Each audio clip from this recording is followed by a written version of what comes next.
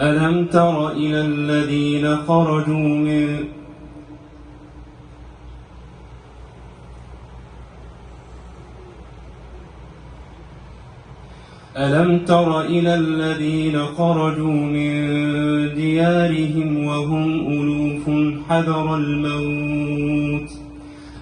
تر إلى الذين خرجوا من ديارهم وهم ألوف حذر الموت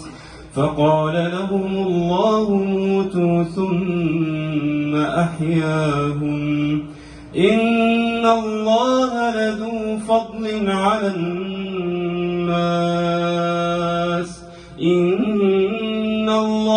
لذو فضل على الناس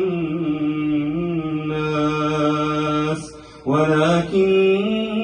أكثر الناس لا يشكرون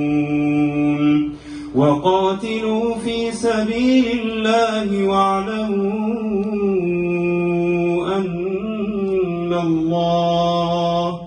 واعلموا أن الله سميع عليم من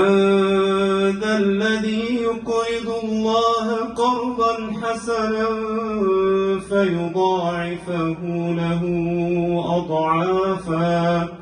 فيضاعفه له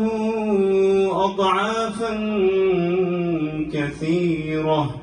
والله يقبض ويبسط وإليه ترجعون ألم تر إلى الملأ من بني إسرائيل من بعد موسى إذ قالوا لنبي له ابعث لنا ملكا نقاتل في سبيل الله قال هل عسيتم إن كتب عليكم القتال ألا تقاتلوا قالوا وما لنا ألا نقاتل في سبيل الله وقد أخرجنا من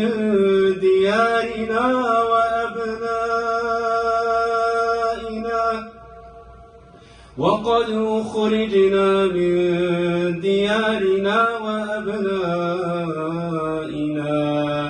فلما كتب عليهم القتال تولوا إلا قليلا منهم